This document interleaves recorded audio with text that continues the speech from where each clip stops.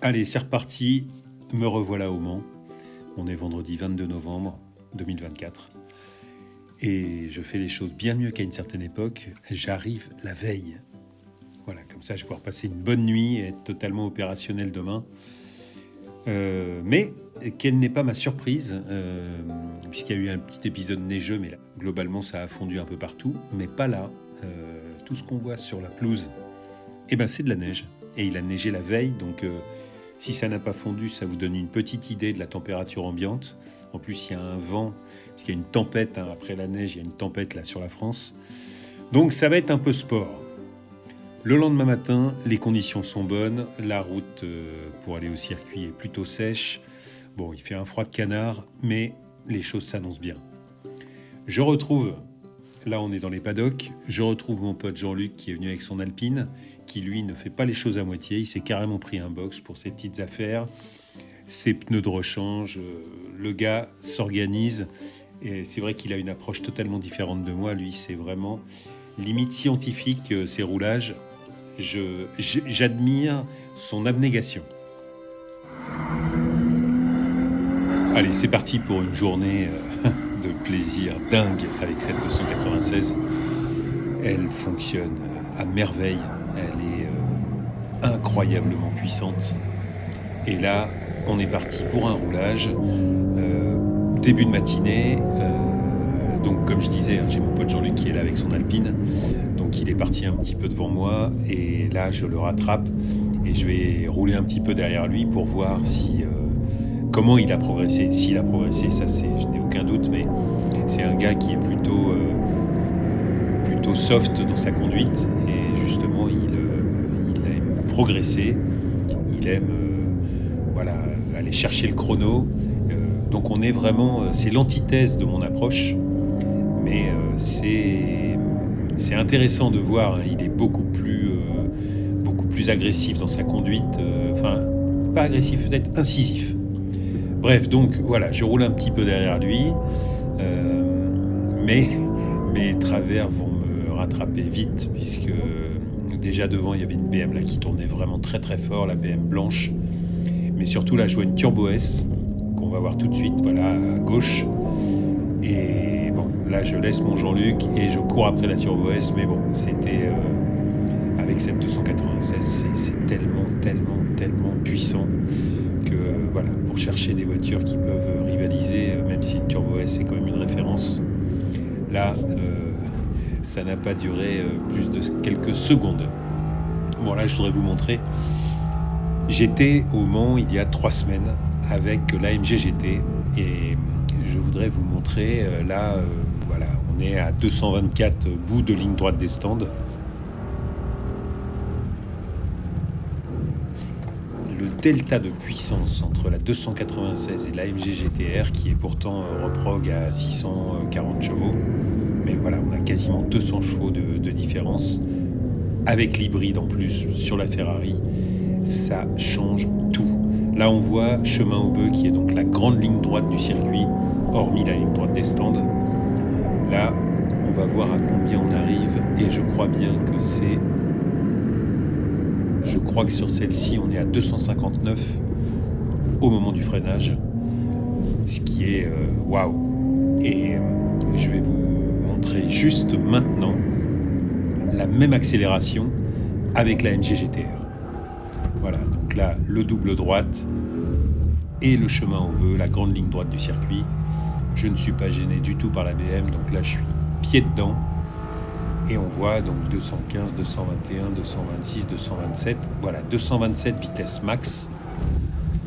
Bon, on est à 30 km/h de moins. C'est énorme. Enfin, cette 296 me surprend à chaque fois que je la reprends. Là, ça faisait un petit moment que je n'avais pas roulé avec.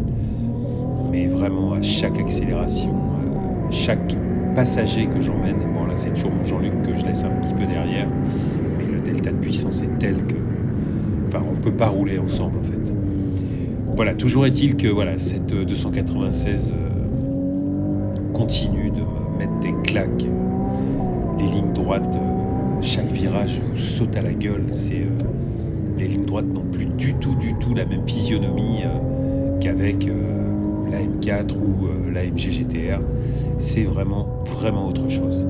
Alors la chose qui peut me manquer, qui me manque, non, très certainement, ce sont des pneus.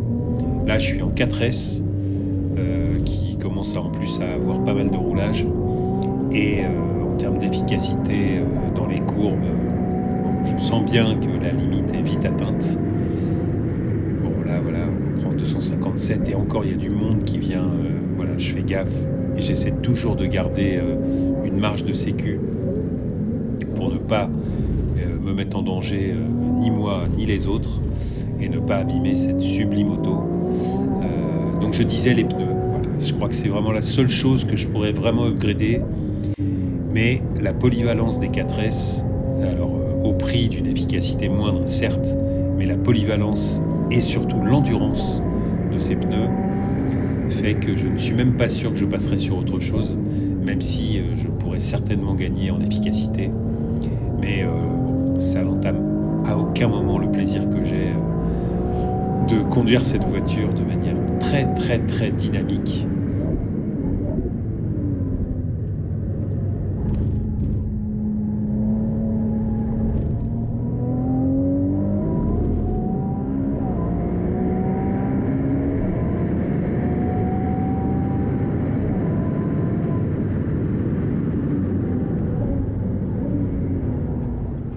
Allez, je vous remets un petit extrait de la MG GTR pour voir si on essaie de faire mieux sur la ligne droite.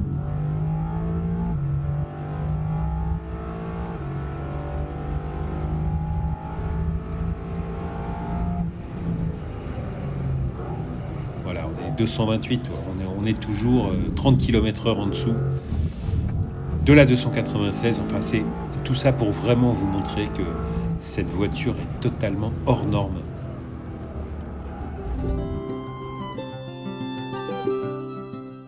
Bon, là, je vous montre coupure entre midi et 2, puisqu'il faut savoir qu'au Mans, entre midi et 14h, le bruit est interdit, donc le circuit ferme. Du coup, j'en reviens à mes petits carspotters là, qui m'ont convaincu de les suivre pour aller faire quelques images. Donc on les voit installés dans le coffre de leur voiture, et c'est vrai qu'on est parti sur la partie ouverte, enfin route, du circuit, du grand circuit des 24 heures, sur lequel j'ai roulé une fois avec la 488. Peut-être bien que cette année, je vais y retourner avec la 296. Enfin, toujours est-il que voilà, ils se sont régalés. Je sentais vraiment que les gars prenaient un vrai plaisir à photographier l'auto. Oh, ça a été un très bon moment.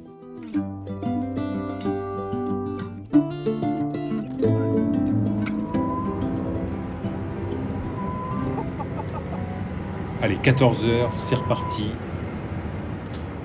J'ai roulé, je sais, j'ai pas compté le nombre de tours que j'ai pu faire, mais j'ai vraiment roulé sur cette session. Bon, inutile de dire que la voiture est ultra performante, ultra endurante. Les pneus, ils tiennent le coup, comme je disais, pas forcément l'efficacité optimum, mais sans problème.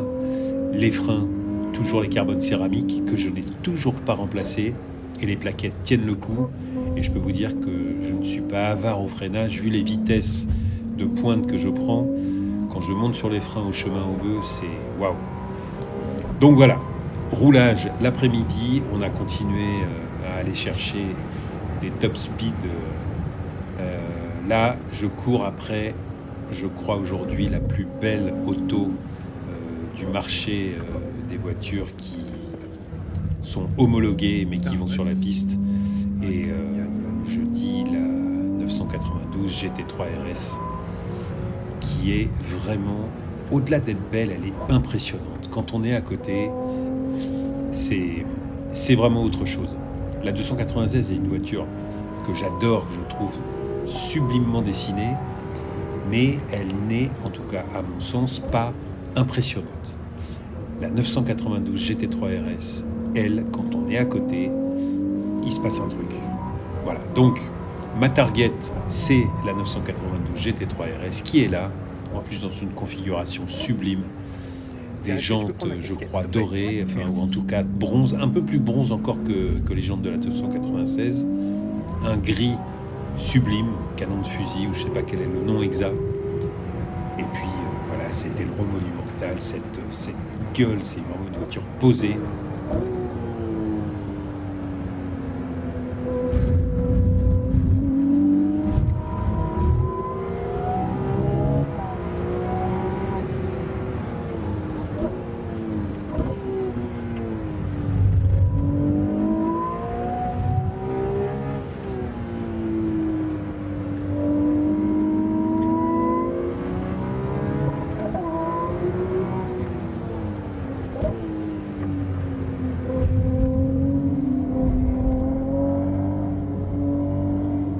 Je vous laisse savourer l'accélération de la 296.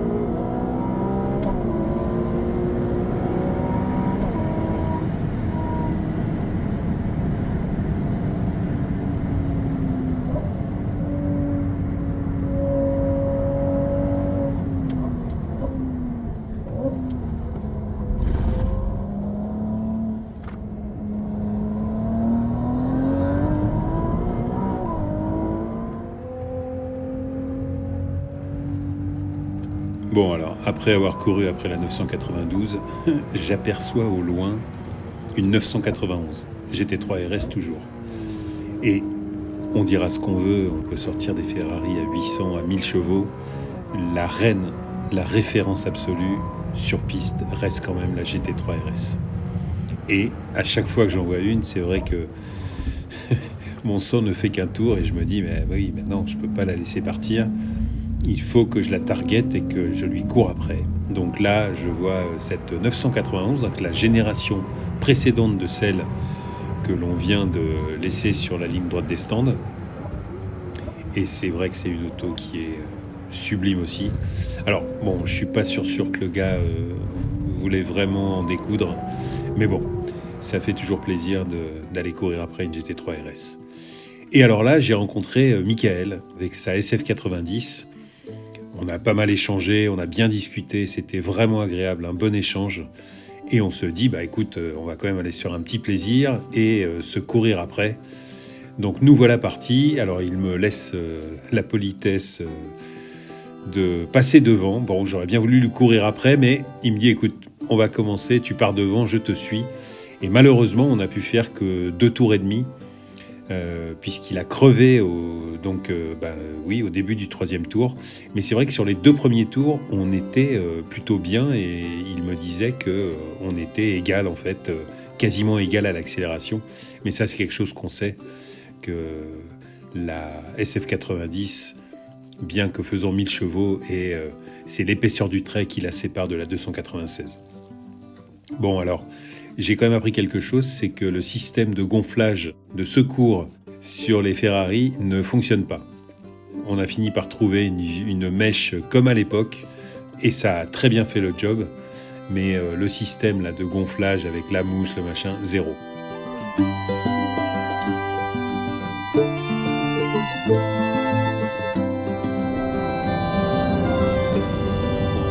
Allez, après ce petit épisode Ferrari qui a été avorté malheureusement trop tôt, mais j'espère bien qu'on aura l'occasion, Michael, on se l'est dit, on ira rerouler ailleurs, je ne sais pas, mais il faudra vraiment qu'on aille se faire une petite battle digne de ce nom avec nos 2 sublimes autos.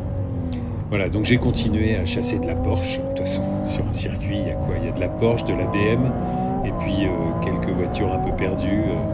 Voilà, donc j'ai continué à rouler, mais surtout ce que j'attendais, c'était la fin de journée pour faire le roulage en nocturne. Et ça a été une super expérience, d'autant plus que j'ai emmené le coach de mon pote Jean-Luc, qui voulait vraiment connaître l'impression que peut faire le roulage dans une 296, voiture dans laquelle il n'était jamais monté. Et ça a été vachement intéressant d'avoir son analyse.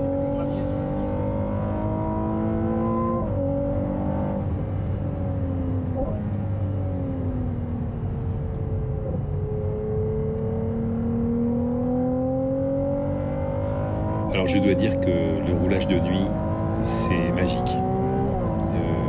Allez, on se met 2 secondes dans la peau des gars qui font les 24 heures et ça doit être une expérience mais incroyable.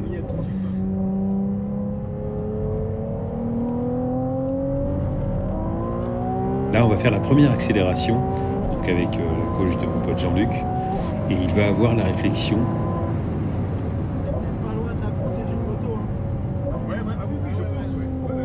Voilà, je pense qu'il a tout dit. On est sur l'accélération d'une moto. Et pour la petite histoire, le gars est un ancien coureur moto qui maintenant s'est reconverti dans la voiture et dans le coaching professionnel. Et il a eu exactement l'analyse simple du gars qui sait ce que c'est qu'une moto de GP ou en tout cas de piste. Et on retrouve cette sensation de pousser qui n'en finit plus. Et là, c'est un très bon exemple. Je vais me rater, c'est-à-dire que je vais passer la 5e beaucoup trop tôt.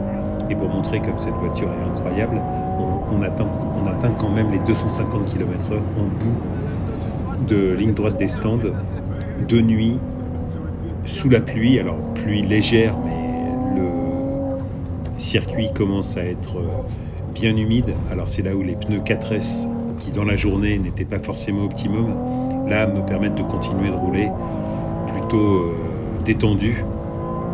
Alors que, par exemple, la BM qui est juste devant, je ne sais pas si le gars était en semi-slick, certainement au minimum, peut-être même en slick. Et là, ça doit devenir très compliqué pour lui. C'est pour ça que le coach à côté parle de chicane mobile, mais là, je pense que les conditions ne sont pas optimales pour la BM. Enfin, toujours est-il que voilà, ce roulage a été excellent. Cette expérience de nuit avec des changements d'adhérence, là, les flashs que l'on voit, c'est pour prévenir effectivement que le circuit commence à être vraiment humide et que si on est un peu trop optimiste, ça peut mal tourner. Et là, on va voir, je vais faire une accélération, une dernière accélération. Là, on est sur le dernier tour de la journée. Et je vais être un petit peu optimiste au freinage. Alors, rien de grave, mais le ressenti du coach a été intéressant. Je vous laisse savourer.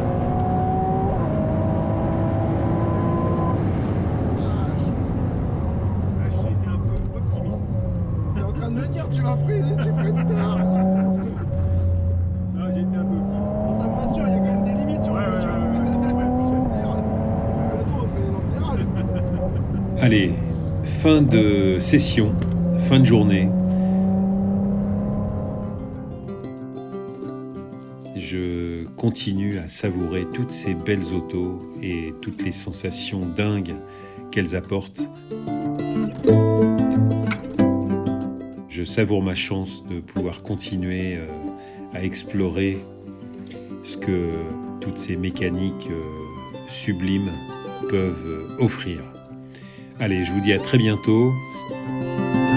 Rapidement, je crois, puisque mon pote, le coach Gégous, organise un track day auquel je vais avoir le grand plaisir de me rendre. Salut à tous et à bientôt.